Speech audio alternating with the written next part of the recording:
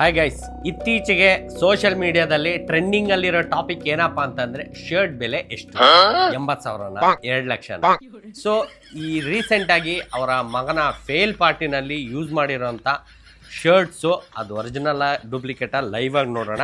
ರೀಸೆಂಟಾಗಿ ಅವರೇ ಆ ಶರ್ಟ್ನ ಲೋಗೋ ತೋರಿಸ್ತಾರೆ. ಅದನ್ನು ನಾವೀಗ ಚಾಟ್ GPT ನಲ್ಲಿ ಅಪ್ಲೋಡ್ ಮಾಡಿ ಚೆಕ್ ಮಾಡೋಣ ಬನ್ನಿ. ಈಗ ಅವರು ಪಾರ್ಟಿಯಲ್ಲಿ ಅವರ ಶರ್ಟ್ನ ಲೋಗೋ ತೋರಿಸಿರ್ತಾರೆ. ಸೊ ಅದನ್ನು ನಾವು ಪಿಕ್ಚರ್ ತಗೊಂಡು ಚಾಟ್ GPT ಅಪ್ಲೋಡ್ ಮಾಡಿ ಅದು ಒರಿಜಿನಲ್ಲ ಅಂತ ಕೇಳಿದಾಗ ಅದು ಹೇಳೋದು likely not an original versus shirt. ಅದು ಯಾಕೆ ಡೂಪ್ಲಿಕೇಟ್ ಅನ್ನೋದಾದರೆ ನೆಕ್ ಲೇಬಲ್ ಕ್ವಾಲಿಟಿ, ಅದ್ರ ಲೋಗೋ, ಆಮೇಲೆ ಅವ್ರ ಸೈಜ್ ಮೆನ್ಷನ್ ಮಾಡೋದು ಎಸ್ಸು ಎಮ್ಮು ಎಲ್ಲೂ ಇದು, ಇಲ್ಲಾಂದರೆ ಎಕ್ಸ್ ಅಂತ XL ಅಂತ ಮೆನ್ಷನ್ ಮಾಡಲ್ಲ. ಆಮೇಲೆ fabric, stitching quality, missing inner label ಅಂದರೆ ಅಲ್ಲೊಂದು ಲೇಬಲ್ ಬರುತ್ತೆ, ಅದನ್ನೇ ಕೇರ್ ಮಾಡಬೇಕು ಅಂತ ಅದು ಮಿಸ್ಸಿಂಗು. ಅವ್ರು ಹೇಳೋ ಪ್ರಕಾರ ಇಂಡಿಯಾದಲ್ಲಿ ಈ ಶರ್ಟ್ನ ಇಂಪೋರ್ಟೆಡ್ ಸ್ಟೈಲ್ ಅಥವಾ ಫಸ್ಟ್ ಕಾಪಿ ಅಂತ ಸೇಲ್ ಮಾಡ್ತಾರೆ. ಅದು 1,500ರಿಂದ 4,000 ಅಷ್ಟೇ. ಈಗ ಗೊತ್ತಾಯ್ತಾ ಅದರ ಪ್ರೈಸ್ ಎಷ್ಟು, ಅದು ಒರಿಜಿನಲ್ ಡೂಪ್ಲಿಕೇಟ್ ಅಂತ. ಈಗ ನಿಮ್ಮಲ್ಲಿ ಯಾರಾದರೂ ಒಬ್ಬರು ಕೇಳ್ಬೋದು, ಚಾಟ್ GPT ಕರೆಕ್ಟಾಗಿ ತೋರಿಸ್ಬಿಡುತ್ತೆ ಅಂತ ಏನು ಗ್ಯಾರಂಟಿ ಅಂತ. ಅದಕ್ಕೇ ಈ ಬ್ಲ್ಯಾಕ್ ಶರ್ಟು ನಾನು ಇತ್ತೀಚೆಗೆ ಕಾರ್ ಹತ್ರ ಒಂದು ವಿಡಿಯೋ ಮಾಡಿದ್ದೆ, ಆವಾಗ ಯೂಸ್ ಮಾಡಿದ್ದಂಥ ಝಾರಾ ಶರ್ಟು.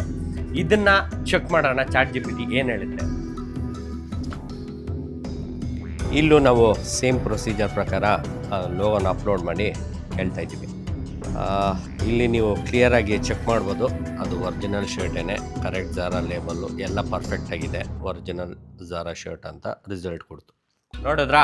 ಅದಾದಮೇಲೆ ಅದೇ ಪಾರ್ಟಿಯಲ್ಲಿ ಒಬ್ಬರು ಅವ್ರಿಗೆ ಒಂದು ಶರ್ಟ್ ಗಿಫ್ಟ್ ಮಾಡ್ತಾರೆ ಚಾನಲ್ ಕಂಪ್ನಿದು. ಸೊ ಅದು ಒರಿಜಿನಲ್ಲ ಕಾಪಿನ ಅನ್ನೋದನ್ನ ಚೆಕ್ ಮಾಡೋಣ ಬನ್ನಿ. ಇದನ್ನು ಸಹ ಶರ್ಟ್ನ ಇಮೇಜ್ ತೆಗೆದು ನಾನೀಗ ಚಾಟ್ GPTನಲ್ಲಿ ಅಪ್ಲೋಡ್ ಮಾಡ್ತಾ ಇದ್ದೀನಿ. ಅದನ್ನು ಕ್ವಶನ್ ಕೇಳಿದೆ, ಇದು ಒರಿಜಿನಲ್ ಶರ್ಟಾ ಅಲ್ವಾ ಅಂತ. ಅದು ಕ್ಲಿಯರಾಗಿ ಹೇಳುತ್ತೆ ಇದು ಒರಿಜಿನಲ್ ಶರ್ಟ್ ಅಲ್ವೇ ಅಲ್ಲ, ಯಾಕೆಂದರೆ ಲೋಗೋ ರಾಂಗ್ ಇದೆ, ಗ್ರಾಫಿಕ್ ಸ್ಟೈಲ್ ಇಲ್ವೇ ಇಲ್ಲ ಕಂಪ್ನಿಯಲ್ಲಿ ಅಂತಿದೆ, ಶರ್ಟ್ ಕನ್ಸ್ಟ್ರಕ್ಷನ್ನು, ಕಾಂಟೆಕ್ಸ್ಟ್ ಕ್ಲೂ, ಈ ಥರ ಎಲ್ಲ ಬ್ರ್ಯಾಂಡ್ ಬಿಹೇವಿಯರ್ ಇದು ಕ್ಲಿಯರಾಗಿ ಹೇಳ್ಬಿಡುತ್ತೆ ಆ ಶರ್ಟು ಫಸ್ಟ್ ಕಾಪಿ ಅಂತ. ನೋಡಿದ್ರಾ? ಅದಾದಮೇಲೆ ಒಬ್ಬರು ಇನ್ನೊಂದು ವಿಡಿಯೋ ಕ್ಲಿಪ್ ಕಳಿಸಿದ್ರು ನೋಡಿ, ಅದೇ ಅದು. ಅದನ್ನು ಕಳಿಸ್ಬಿಟ್ಟು ಅವ್ರು ಅಲ್ಲೇನು ಮಾಡ್ತಿದ್ದಾರೆ ಅಂತ ಕ್ವಶನ್ ಮಾಡಿದ್ರು. ಅದಾದಮೇಲೆ ಸ್ವಲ್ಪ ಯೋಚನೆ ಮಾಡಿ ನಾನು ಅವ್ರಿಗೆ ರಿಪ್ಲೈ ಮಾಡಿದೆ, ನೋ ಕಾಮೆಂಟ್ಸ್.